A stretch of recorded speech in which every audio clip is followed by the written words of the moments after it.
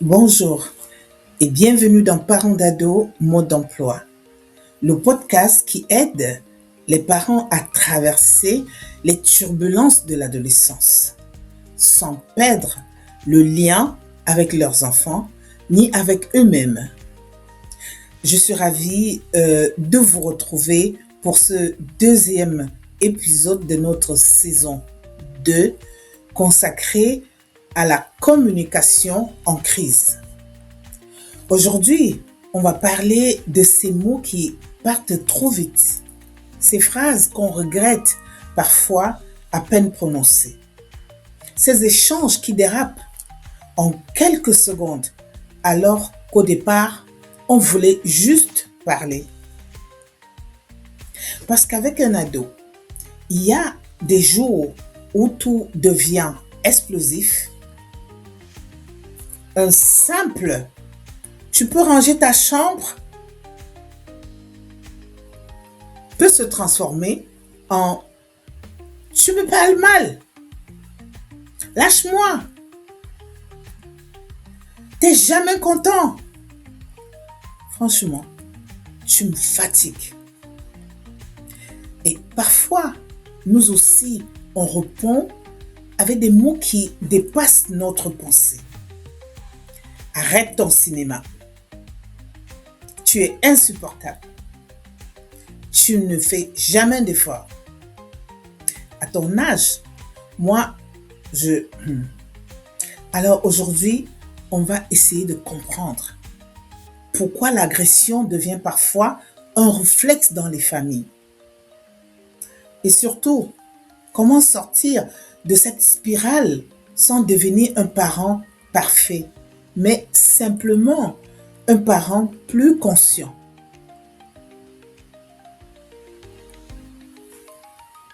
Pourquoi on se blesse si vite?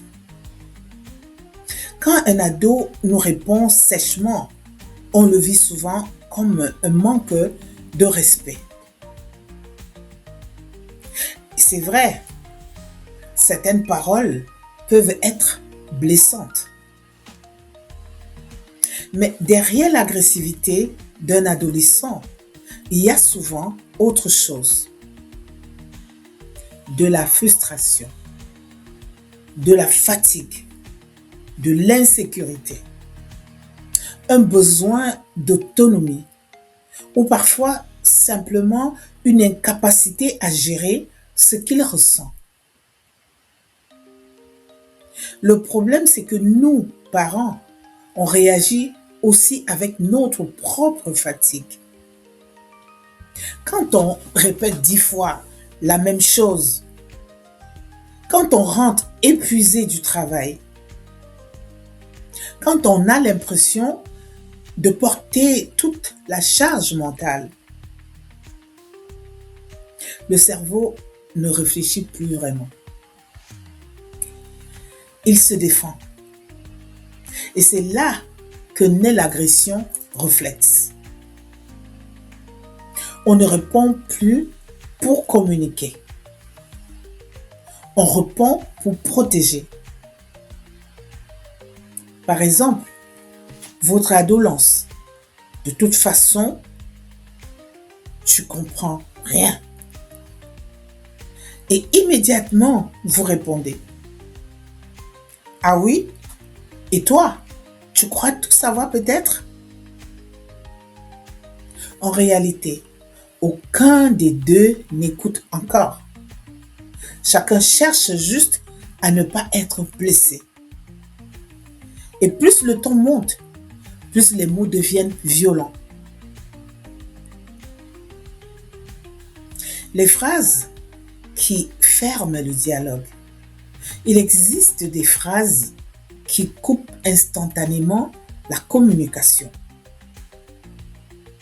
Pas parce qu'on est de mauvais parents, non, mais parce qu'elle attaque directement l'identité de l'ado. Par exemple, "tu es paresseux", "tu es immature", "tu me déçois". Ton frère, lui, au moins, il fait des efforts. Quand un adolescent entend ça, il ne reçoit pas mon parent veut m'aider. Il entend je ne suis pas assez bien. Et souvent, il répondra par la colère, du sarcasme, du silence ou du rejet.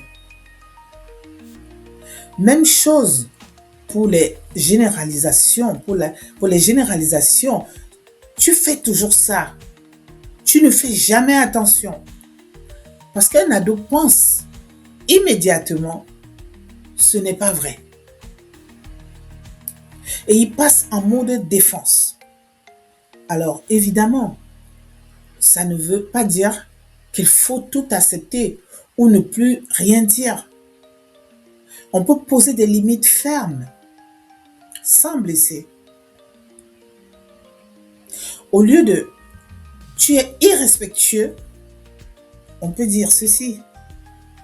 La façon dont tu me parles, là, me blesse. Et je veux qu'on se parle autrement. Ce n'est pas du laxisme.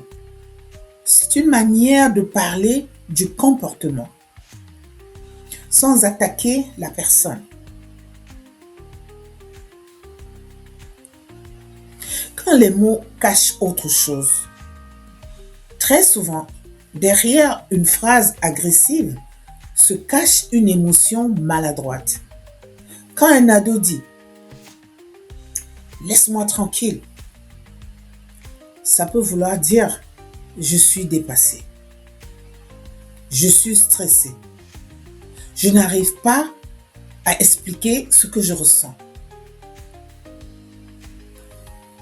Quand il dit « t'es trop sur mon dos », ça veut vouloir dire « j'ai besoin qu'on me fasse un peu confiance ». Et parfois, derrière notre propre agressivité de parents, il y a aussi autre chose. Quand on crie « j'en ai marre », ça peut vouloir dire « je suis épuisé ». Je me sens seul. J'ai peur de perdre le contrôle. Mais dans une dispute, personne ne traduit. Tout le monde réagit à la surface. Alors, l'objectif n'est pas de devenir zen en permanence. L'objectif, c'est de ralentir suffisamment pour entendre ce qu'il y a derrière les mots.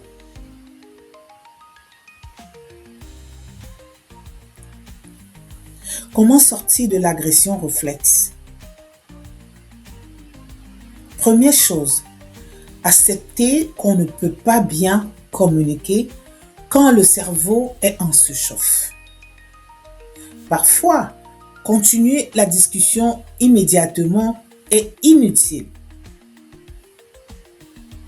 On a le droit de se dire « là, je suis trop énervé pour parler calmement. On reprend dans 20 minutes. » C'est extrêmement puissant pour un ado.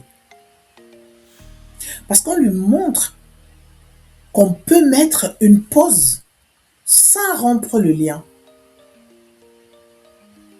Deuxième chose, décrire les faits plutôt que juger. Au lieu de « tu ne fais jamais rien », il faut dire « la poubelle n'a pas été sortie alors qu'on en avait parlé ». Ça paraît simple, mais ça change tout. Troisième chose, parler en jeu. Je me sens inquiet quand tu ne réponds pas à mes messages. Plutôt que tu t'en fiches complètement de nous. Le tu accuse, le je explique. Et enfin, réparer après une dispute. Beaucoup de parents pensent qu'ils perdent leur autorité en s'excusant. C'est faux. Dire je n'aurais pas dû te parler comme ça n'efface pas la limite, mais ça apprend à l'ado une compétence essentielle. On peut se tromper et réparer. Et honnêtement, c'est probablement l'un des plus beaux modèles qu'on puisse transmettre.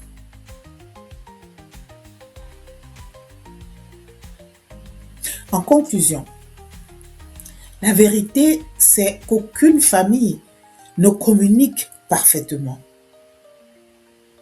Il y aura encore des portes qui claquent, des phrases maladroites, des moments où chacun dépassera les limites.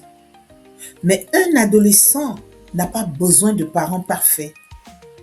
Il a besoin de parents capables de revenir au dialogue.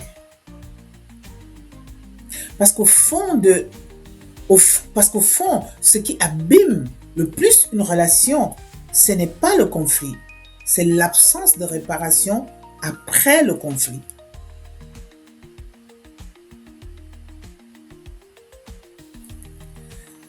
Merci d'avoir écouté cet épisode de Parents d'ado, mode d'emploi. Si cet épisode vous a parlé, n'hésitez pas à le partager à un parent qui traverse peut-être des tensions avec son ado en ce moment. Et surtout, souvenez-vous, derrière les mots qui blessent, il y a souvent un besoin d'être entendu. On se retrouve très bientôt pour un nouvel épisode consacré à la communication parent-ado. Prenez soin de vous et du lien avec vos enfants. À très vite.